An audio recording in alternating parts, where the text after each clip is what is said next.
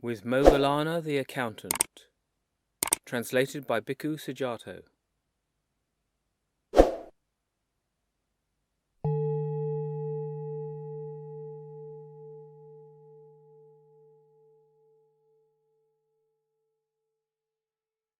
So I have heard.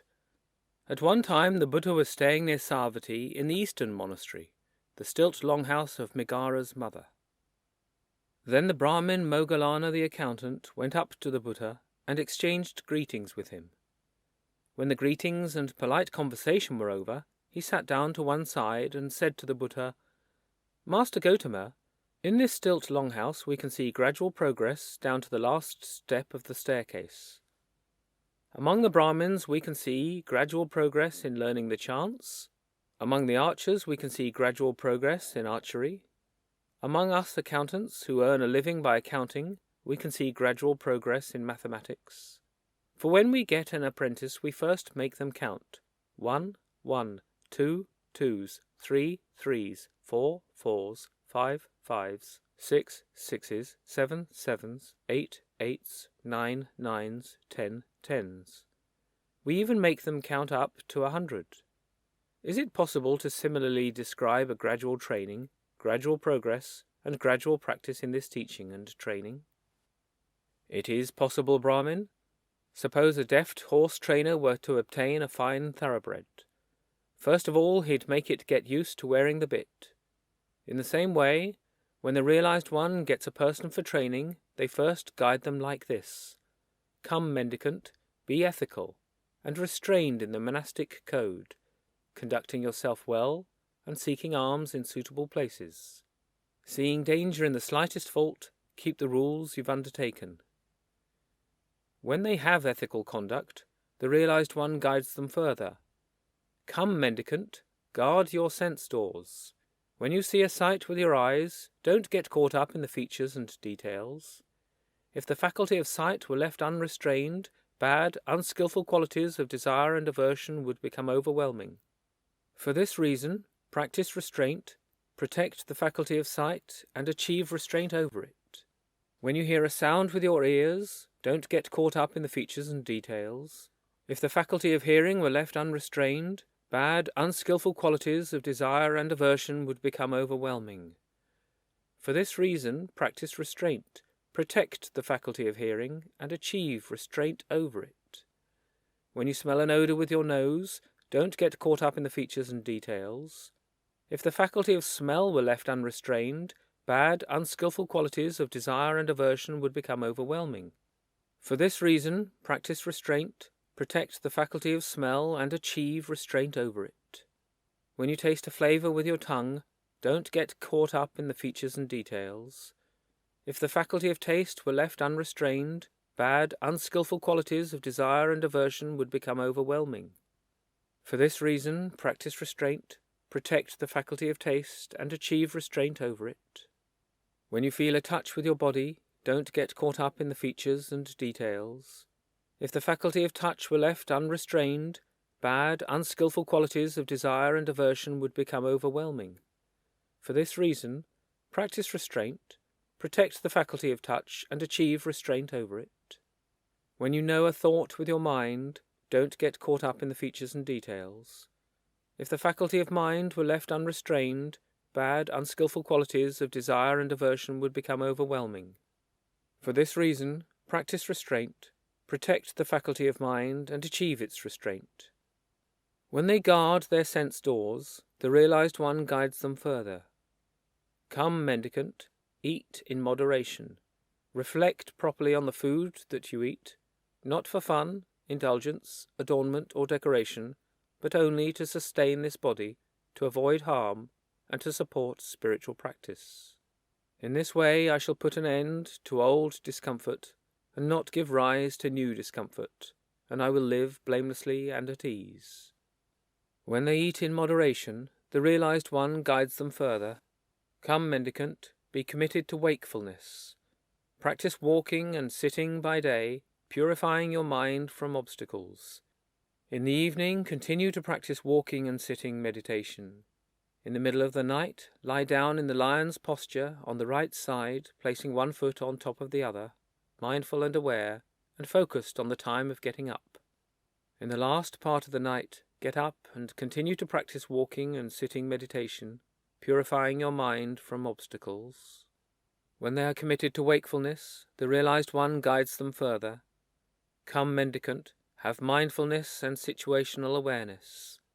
Act with situational awareness when going out and coming back, when looking ahead and aside, when bending and extending the limbs, when bearing the outer robe, bowl and robes, when eating, drinking, chewing and tasting, when urinating and defecating, when walking, standing, sitting, sleeping, waking, speaking, and keeping silent. When they have mindfulness and situational awareness, the realized one guides them further. Come, mendicant, frequent a secluded lodging, a wilderness, the root of a tree, a hill, a ravine, a mountain cave, a charnel ground, a forest, the open air, a heap of straw. And they do so. After the meal, they return from alms round, sit down cross-legged with their body straight, and establish mindfulness right there. Giving up desire for the world, they meditate with a heart rid of desire, cleansing the mind of desire. Giving up ill will and malevolence, they meditate with a mind rid of ill will, full of compassion for all living beings, cleansing the mind of ill will. Giving up dullness and drowsiness, they meditate with a mind rid of dullness and drowsiness, perceiving light, mindful and aware, cleansing the mind of dullness and drowsiness. Giving up restlessness and remorse, they meditate without restlessness, their mind peaceful inside, cleansing the mind of restlessness and remorse. Giving up doubt, they meditate having gone beyond doubt, not undecided about skillful qualities, cleansing the mind of doubt. They give up these 5 hindrances, corruptions of the heart that weaken wisdom. Then, quite secluded from sensual pleasures, secluded from unskillful qualities, they enter and remain in the first absorption, which has the rapture and bliss born of seclusion while placing the mind and keeping it connected. As the placing of the mind and keeping it connected are stilled, they enter and remain in the second absorption, which has the rapture and bliss born of immersion, with internal clarity and confidence and unified mind, without placing the mind and keeping it connected. And with the fading away of rapture, they enter and remain in the third absorption, where they meditate with equanimity, mindful and aware, personally experiencing the bliss of which the noble ones declare, equanimous and mindful, one meditates in bliss. Giving up pleasure and pain and ending former happiness and sadness, they enter and remain in the fourth absorption, without pleasure or pain, with pure equanimity and mindfulness. That's how I instruct the mendicants who are trainees, who haven't achieved their heart's desire, but live aspiring to the supreme sanctuary. But for those mendicants who are perfected, who have ended the defilements, completed the spiritual journey, done what had to be done, laid down the burden, achieved their own goal, utterly ended the fetters of rebirth, and are rightly freed through enlightenment, these things lead to blissful meditation in the present life, and to mindfulness and awareness. When he had spoken, Moggallāna the accountant said to the Buddha, "When his disciples are instructed and advised like this by Master Gotama, do all of them achieve the ultimate goal, extinguishment, or do some of them fail? Some succeed, while others fail. What is the cause, Master Gotama?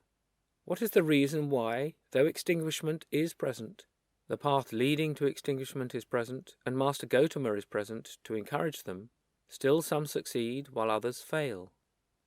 "Well then, Brahmin, I'll ask you about this in return, and you can answer as you like. What do you think, Brahmin?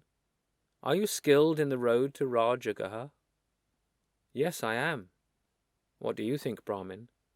Suppose a person was to come along who wanted to go to Rajagaha. He'd approach you and say, 'Sir, I wish to go to Rajagaha. Please point out the road to Rajagaha.' Then you'd say to them, 'Here, mister, this road goes to Rajagaha. Go along it for a while and you'll see a certain village. Go along a while further and you'll see a certain town.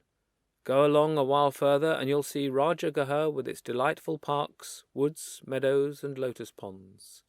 Instructed like this by you, they might still take the wrong road, heading west. But a second person might come with the same question and receive the same instructions. Instructed by you, they might safely arrive at Rajagaha. What is the cause, Brahmin? What is the reason why, though Rajagaha is present, the path leading to Rajagaha is present, and you are there to encourage them, one person takes the wrong path and heads west, while another arrives safely at Rajagaha? What can I do about that, Master Gotama? I am the one who shows the way. In the same way, though extinguishment is present, the path leading to extinguishment is present, and I am present to encourage them, still some of my disciples, instructed and advised like this, achieve the ultimate goal, extinguishment, while some of them fail. What can I do about that, Brahmin?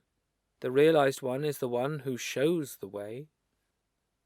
When he had spoken, Moggallāna the accountant said to the Buddha, Master Gotama, there are those faithless people who went forth from the lay life to homelessness, not out of faith, but to earn a livelihood.